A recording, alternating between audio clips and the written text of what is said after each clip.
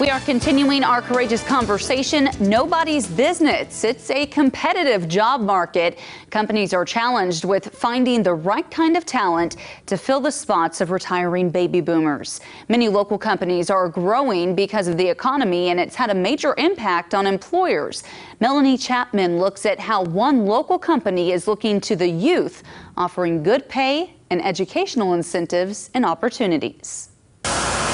19-year-old Dakota Eckerson is a Republic High School grad and studying at OTC. He's receiving a formal education, but also getting hands-on education with the experts in the field. He's part of SRC's apprenticeship program and working at the company's Springfield Remanufacturing Corporation. Learning a lot about just the factory life, like what it's like to work in a factory, because I've never done something like this before. My last job wasn't related to this in the slightest, but learning a lot of helpful skills like machining and just general work. Through the company program, Dakota is making a good wage. He has employee stock, health insurance, can take part in the 401k plan, and he's receiving tuition reimbursements.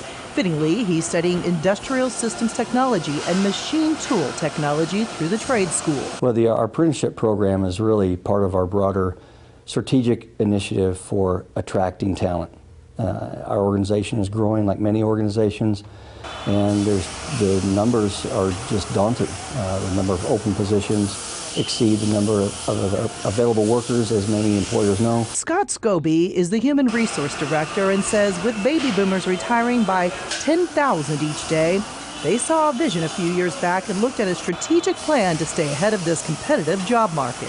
And one of those avenues were younger individuals, juniors and seniors in high school, that had an interest and aptitude in mechanical things, but we didn't have a pathway for them to join us. And so we connected with OTC's Center for Workforce Development. Recruiting and retaining these potential long-term employees. At the age of 16, the youth can start building a future career. A lot of professors will mention that it's a hot market for the job scene because a lot of companies need employees. Former Springfield City Manager Greg Burris is now with the United Way of the Ozarks. He works closely with regional HR directors and companies on the challenges facing them in this competitive market.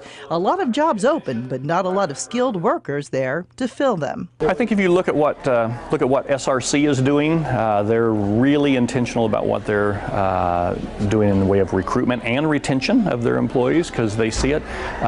They're doing some exceptional things, and they're sort of forward thinking. As for Dakota, tremendous opportunities are available to him. He's being trained by more senior experienced co-workers. He's grateful they are helping him learn the skills. A little daunting because they know their stuff, so it's great to just learn from them. And he's been here a year. I'm probably going to stick with the trade school. Maybe later down the line, if I decide I want to do a 4-year degree, I will. But I feel that there's plenty of good jobs you can get with a 2-year degree that are out there. In the near future, he says he plans to get his degree and stay with SRC, a corporation that prides itself on being committed to creating substantial regional jobs starting nearly 4 decades ago.